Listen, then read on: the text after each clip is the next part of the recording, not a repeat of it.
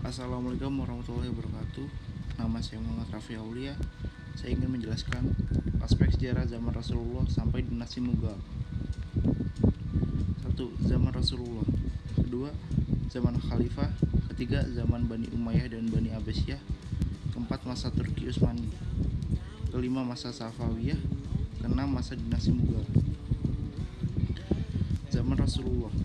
Kepemimpinan Rasulullah SAW selalu mengimplementasikan prinsip-prinsip kepemimpinan yang baik, antara lain dalam memimpin selalu menggunakan sistem musyawarah, menghargai orang lain, baik lawan maupun kawan, sifat ramah, selalu menunjukkan kelembutan, lebih mementingkan umat daripada diri sendiri, cepat menguasai situasi dan kondisi, pemersatu umat, mengembangkan dasar-dasar perdamaian, pembawa rahmat bagi seluruh alam, serta konsisten, tidak pandang bulu dan tidak pilih kasih. Sejak zaman Rasulullah SAW, kebudayaan Islam berkembang terus-menerus sejalan dengan perkembangan pemikiran dan meluasnya kekuatan politik dan daerah penganut Islam. Terbentuk bermacam-macam struktur, ide, dan lembaga-lembaga dalam politik, lapangan ibadat, lapangan hukum, lapangan seni, lapangan ekonomi, lapangan sosial, dan bermacam-macam lapangan kebudayaan yang lain.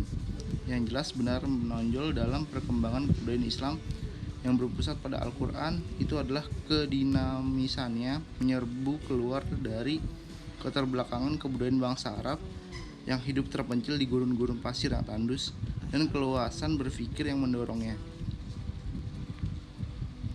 Zaman kemunduran pada zaman Rasulullah.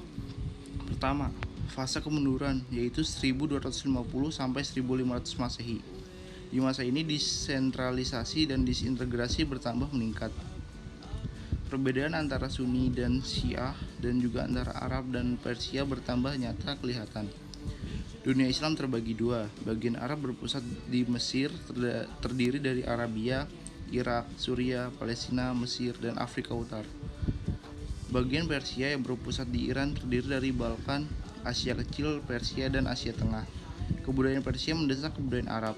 Kedua, fase ketiga kerajaan besar 1500 sampai 1700 Masehi dan masa kemunduran 1700 sampai 1800 Masehi.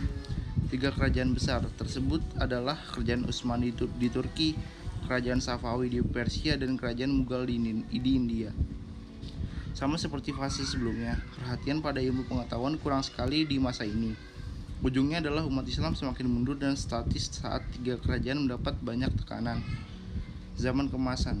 Sejumlah ulama besar bermunculan di fase ini, seperti Imam Malik, Imam Abu Hanifah, Imam Syafi'i, dan Imam Ibnu Hambal dalam bidang fikih. Imam Al-Asy'ari, Imam Maturidi, Wasil bin Ibnu Atta, Abu Huzail, Al-Nazam, dan Al-Jubai dalam bidang teologi. Zunun al-Misri, Abu Yazid al-Bustami, dan Al-Hajj dalam bidang tasawuf. Al-Kindi, Al-Farabi, Ibnu Sina, dan Ibnu Miskawaih dalam bidang filsafat. Ibnu Hayyam, Al-Khawarizmi, Al-Mas'udi, dan Al-Razi dalam bidang ilmu pengetahuan dan lain-lainnya. Zaman Khalifah, kepemimpinan. Pada dasarnya, arti khalifah adalah sebuah sistem kepemimpinan umum bagi umat muslim di seluruh dunia. Kepemimpinan khalifah dipimpin oleh khalifah, dapat juga disebut imam atau amirul mukminin. Arti khalifah adalah berasal dari kata khalafa yang berarti menggantikan. Istilah khalifah diambil berdasarkan Al-Quran surat Al-Baqarah ayat 30. Secara umum, sebuah sistem pemerintahan bisa disebut sebagai khalifah apabila menerapkan Islam sebagai ideologi, syariat sebagai dasar hukum, serta mengikuti cara kepemimpinan Nabi Muhammad dan Khulafa ar-Rasyidin dalam menjalankan pemerintahannya. Struktur pemerintahan. Khalifah dipimpin oleh orang yang mewakili umat dalam menjalankan pemerintahan, kekuasaan, dan penerapan syariah yang disebut oleh khalifah. Tak seperti teori-teori kasih di mana aturan yang diterapkan adalah aturan Tuhan, yaitu aturan agama tertentu. Kekuasaan khalifah sangat berbeda dengan sistem teokrasi. Khalifah diangkat oleh umat melalui baiat. Khalifah juga bukan manusia suci yang bebas dari kesalahan dan dosa. Khalifah bisa dikoreksi dan diprotes oleh umat jika kebijakannya menyimpang dari ketentuan syariat. Khalifah juga bisa salah dan bisa dihukum, yang dalam struktur khalifah fungsi ini dilakukan oleh mahkamah muzalim, yaitu ketika khalifah menyimpang dari ketentuan syariat Islam. Puncaknya pada zaman Khalifah Harun ar-Rasyid rahimahullah 786 sampai 809 Masehi dan putranya Ma'mun 813 sampai 833 Masehi. Kekayaan negara banyak dimanfaatkan Harun ar-Rasyid untuk keperluan sosial dan mendirikan rumah sakit, lembaga pendidikan dokter dan farmasi. Pada masanya sudah terdapat paling tidak sekitar 800 orang dokter. Di samping itu, pemandian umum juga dibangun. Kesejahteraan sosial, kesehatan, pendidikan, ilmu pengetahuan, dan kebudayaan serta kesusastraan berada pada zaman keemasannya. Pada masa inilah negara Islam menempatkan dirinya sebagai negara terkuat dan tidak tertandingi. Zaman keemasan dan zaman kemunduran. Zaman kemunduran di sini bisa dilihat konflik antara Islam dan Kristen, kemerosotan ekonomi, sistem peralihan kekuasaan yang tidak jelas. Bahwa kemunduran yang terjadi pada peradaban Islam berasal dari dua faktor, baik faktor internal maupun eksternal. Bani Umayyah, kepemimpinan. Masa kepemerintahan Bani Umayyah terkenal sebagai suatu era agresif di mana perhatiannya bertumpu pada usaha perluasan wilayah dan penaklukan yang terhenti sejak zaman Khulafa ar-Rasyidin terakhir. Hanya dalam jangka waktu 90 tahun, banyak bangsa di penjuru 4 mata angin beramai-ramai masuk ke dalam kekuasaan Islam yang meliputi tanah Spanyol, seluruh wilayah Afrika Utara, Jaziriyah Arab, Suriah, Palestina separuh dengan Anatolia, Irak, Persia, Afghanistan, India, dan negeri-negeri yang sekarang dinamakan Turkmenistan, Uzbekistan, dan Kyrgyzstan yang termasuk Soviet Rusia. Dalam bidang arsitektur, Bani Umayyah membangun kota modern yang memadukan gaya Persia dengan nuansa Islam, yaitu kota Kairawan oleh Uqbah bin Nafi. Dalam kerajinan pada masa Khalifah Abdul Malik dirintis pembuatan tiras atau semacam bordiran. Bahasa Arab berkembang menjadi bahasa internasional, mencetak mata uang dengan menggunakan bahasa Arab yang bertuliskan La ilaha illallah. Membangun kata Basrah dan Kufah sebagai pusat perkembangan ilmu dan adab. Mereka berhasil menguasai seluruh wilayah Andalusia, sekarang Portugis dan Spanyol, dan menaklukkan berbagai kota dan daerah di bagian selatan Prancis secara umum. Penaklukan pemerintah Bani Umayyah meliputi 3 wilayah, yaitu Afrika Utara. Penaklukan ini sampai ke Samudra Atlantik dan menyeberang Gunung Torik hingga ke Spanyol. Ketiga wilayah timur kemudian meluas ke wilayah Turkistan di utara serta ke wilayah Sind di bagian selatan. Faktor lain yang menyebabkan kemunduran dinasti Umayyah adalah faktor kepayahan atau keletihan militer pemerintah dari warga Suriah. Kekalahan ini berakhirnya fase imperial dari dinasti Umayyah dan meninggalkan militer dalam keadaan sekarat hanya dengan beberapa ribu pasukan yang tersisa. Zaman Abbasiyah, kepemimpinan. Selama 5 abad pemerintahan Islam dinasti Abbasiyah ini tercatat sejumlah nama khalifah yang berhasil menegakkan sistem pemerintahan Islam dengan adil dan makmur. Mereka itu adalah Abu al-Abbas Abdullah bin Muhammad as-Saffah 721 sampai 754. Ia adalah pendiri dinasti Abbasiyah dan menjadi khalifah pertama. Berikutnya dipimpin oleh penerusnya seperti Khalifah Abu Ja'far Al-Mansur 750 sampai 775, Al-Mahdi 775 sampai 785, Musa Al-Hadi 785 sampai 786, Harun ar-Rasyid 786 sampai 809, Al-Amin 809 sampai 813, Al-Ma'mun 813 sampai 833, Al-Mutahsin 833 sampai 842, Al-Mutawakkil 847 sampai 861, Al-Muntasir 861 sampai 862, Al-Musta'in 862 sampai 866, dan Al-Mutaz 866 sampai 869. Zaman Abbasiyah. Zaman keemasan. Banyak ahli sejarah bersepakat bahwa kejayaan Islam terjadi pada masa Abbasiyah 750 Masehi sampai 1258 Masehi.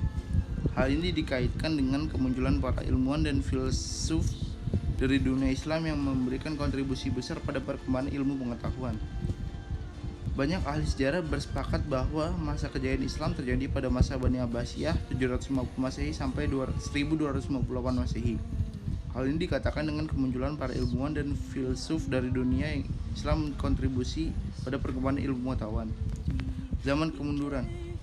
Masa kemunduran dimulai sejak periode kedua. Namun demikian, faktor penyebab kemunduran itu tidak datang secara tiba-tiba. Benih-benihnya sudah terlihat pada periode pertama hanya karena khalifah pada periode ini sangat kuat. Benih-benih itu tidak sempat berkembang. Dalam sejarah kekuasaan Bani Abbas, terlihat bahwa apabila khalifah kuat, para menteri cenderung berperan sebagai kepala pegawai sipil. Tetapi jika khalifah lemah, mereka akan berkuasa mengatur roda pemerintahan. Ini faktor-faktornya. Faktor dari dalam, kemewahan hidup di kalangan penguasa melebihkan bangsa asing dari bangsa Arab. Faktor dari luar, banyaknya pemberontakan, bencana bangsa Turki, dominasi bangsa Persia. Masa Turki Utsmani. Sejarah Turki Utsmani tidak bisa lepas dari persentuhan dengan Barat.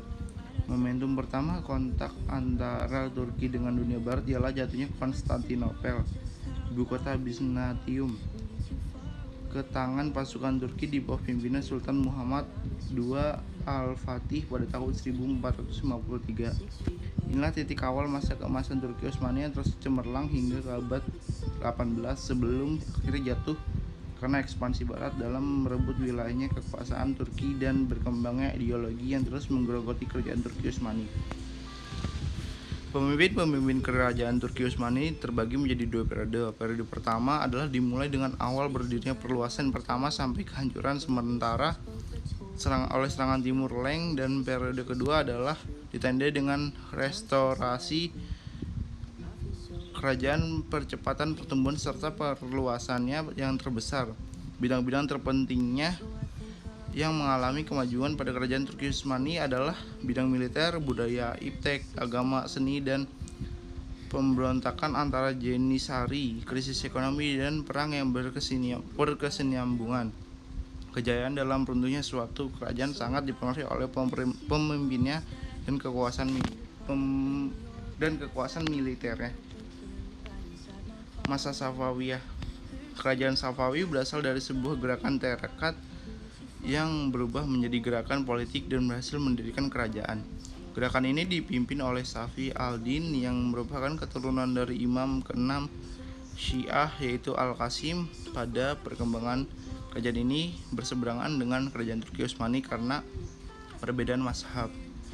Sebelum kemunduran kerajaan ini mencatat prestasi di berbagai bidang, di antaranya bidang ekonomi, ilmu pengetahuan, dan pengembangan fisik dan seni, sampai keruntuhannya yang disebabkan oleh berbagai faktor, salah satunya yaitu dekadensi moral para pembesar istana. Masa Safawiyah. Masa dinasti Mughal. Kerajaan Mughal tidak mungkin lepas dari sejarah Islam sekaligus sejarah India karena kerajaan ini merupakan warisan dua peradaban besar tersebut. Dari pemaparan di atas dapat disimpulkan bahwa Islam telah mewariskan dan memberi pengayaan terhadap khazanah kebudayaan India. Dengan hadirnya kerajaan Mughal, maka kejayaan India dengan peradaban Hindunya yang nyaris tenggelam kembali muncul. Kemajuan yang dicapai kerajaan Mughal telah memberi inspirasi perkembangan peradaban di dunia, baik politik, ekonomi, budaya, dan sebagainya. Misalnya, politik toleransi atau sulhul, sistem pengelolaan pajak, seni arsitektur, dan sebagainya. Kerajaan Mughal telah berhasil membentuk sebuah kosmopolitan Islam India dan membentuk sebuah kultur muslim secara eksklusif. Kemunduran suatu peradaban tidak lepas dari lemahnya kontrol dari elit penguasa, dukungan rakyat, dan kuatnya sistem keamanan. Karena itu masuknya kekuatan asing dengan bentuk apapun perlu diwaspadai. Pemerintahan Islam Mughal yang ada di India terdiri sekitar seperempat abad setelah kerajaan Safawiyah. dibandingkan dengan dua kerajaan besar yang lain, yaitu Turki Utsmani dan Safawiyah. Terutama setelah jatuhnya Baghdad, kerajaan Mughal terbilang paling muda.